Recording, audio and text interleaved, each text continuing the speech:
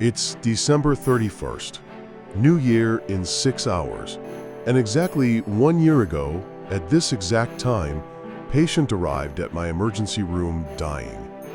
Margaret Foster knew she wouldn't make it to midnight, and her last words weren't about missed parties or champagne she'd never drink. They were about phone call her daughter didn't answer. I'm Dr. Michael. This is Channel of Real Medical Stories. Cases that save lives. Cases that break hearts. Cases that change how you see the world. And today I want to share 3 stories from this past year that taught me something inspiring about New Year. But first, if you've never been here, subscribe now.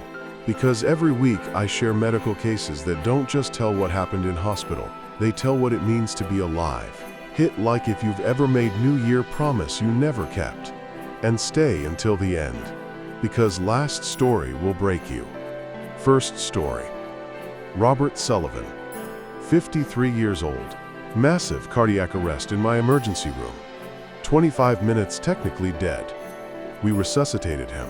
3 weeks later, he woke from coma, and when I asked how he felt, he said something strange. I feel like I wasted my entire life. I asked what he meant. Robert told me about his father. 45 years waiting for right moment to talk to him. About stupid fight when Robert was 20. About pride that kept him away for decades. I thought I had time, he told me. Always thought I had time. New Year after New Year promised this will be the year I fix it. Never did. His father died 3 years before the cardiac arrest. Massive heart attack. Robert arrived late to hospital, 30 minutes late. His father had already passed. And now Robert, in hospital bed, cried. Not from surgery pain. From call he never made. From hug he never gave. From words I'm sorry that died in his throat. For 45 years. He told me this. Doctor, I died for 25 minutes. And you know what I saw? Didn't see light. Didn't see tunnel. Saw all the New Years. All the promises. All the times I said next year I'll call Dad. Next year I'll fix things. Next year I'll stop working so much. Saw 30 New Years. And 30 lies. Because there's never next year. There's only today. And years after that day in hospital, Robert sought me out to tell me something. He had lived differently since that cardiac arrest. Called his son every week. Talked to his daughter every day. Went to Italy with his wife. Spent last months with his mother before she died. Wrote letters to his children, telling them everything he never said before.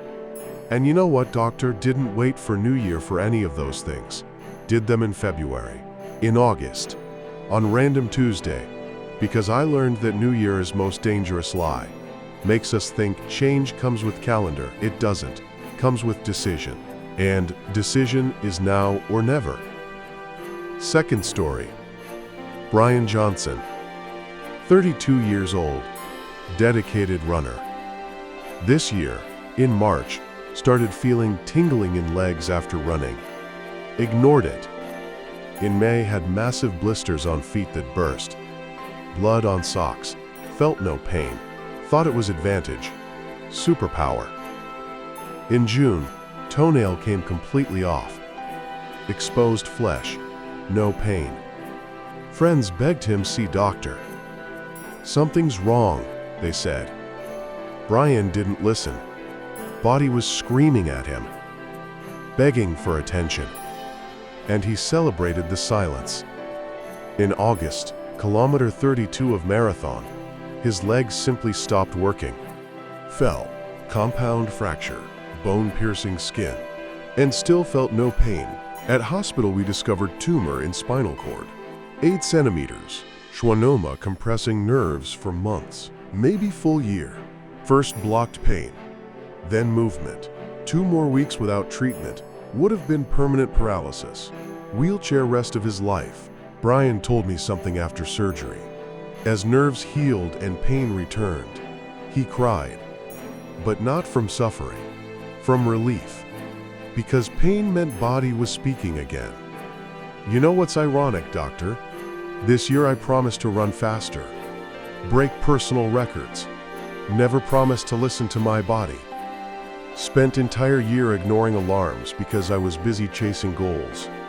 My body begged me to stop, and I ran faster. Today Brian walks. Will never run again. Spine too weak, but he tells me he's grateful for every step that hurts, for every muscle ache, for every discomfort. They're reminders. I'm alive, I'm functioning, I'm protected. And I learned that pain isn't enemy to conquer. It's teacher to listen to.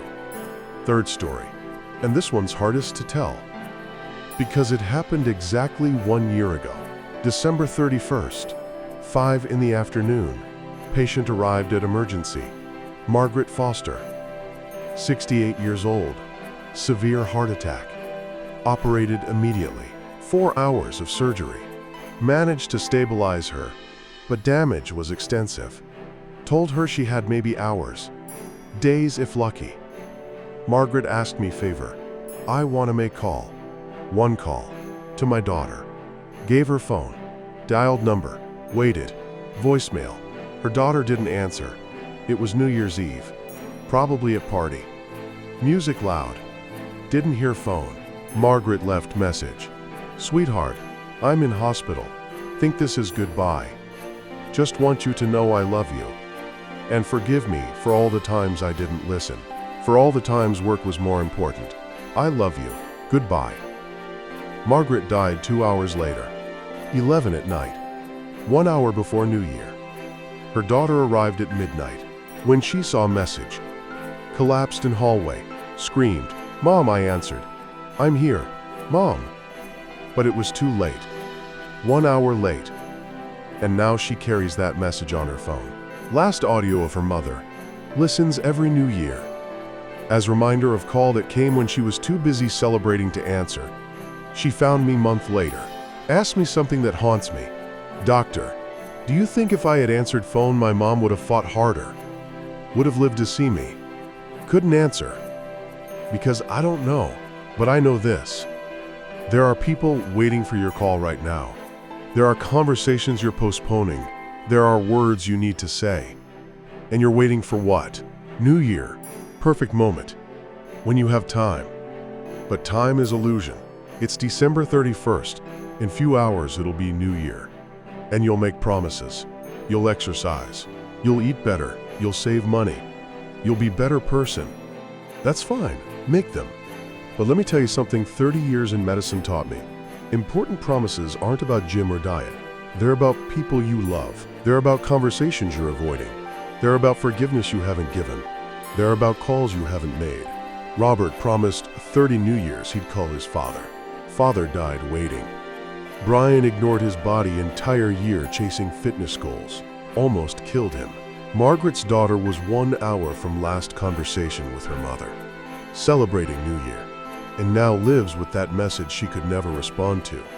So I ask you, what are you waiting for? Who do you need to call? What do you need to say? What conversation are you postponing until after holidays? Until New Year? Until you have time. Because let me tell you truth, nobody else will tell you. Maybe you won't make it to New Year. Maybe person you need to call won't make it. Maybe next year you promised doesn't exist, only exists now. This moment.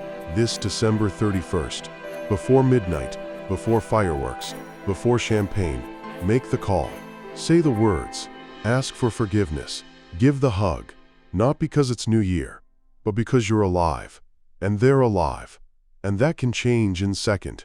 I've seen it change. 365 times this year.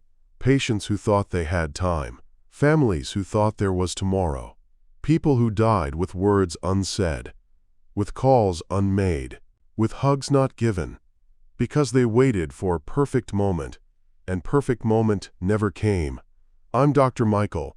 This is channel where I share medical stories that matter, not just clinical cases, but life lessons, because medicine taught me something. We don't treat diseases, we treat lives. And life is fragile. It's brief, it's precious, and it ends. If this story touched you, subscribe, because every week I share cases that make you rethink what matters. Hit like if you're going to make that call today, not tomorrow, today. And comment who you're going to call. Don't need names, just tell me. You'll call, you'll write, you'll say what you need to say. Because next year isn't guaranteed, but today is. Today you have chance. Use it. Happy New Year. Not because calendar changed, but because you decided to change. Now, in this moment, before it's too late, take care. And take care of those you love. Because that's only gift that matters, and only one you can't give after it's too late.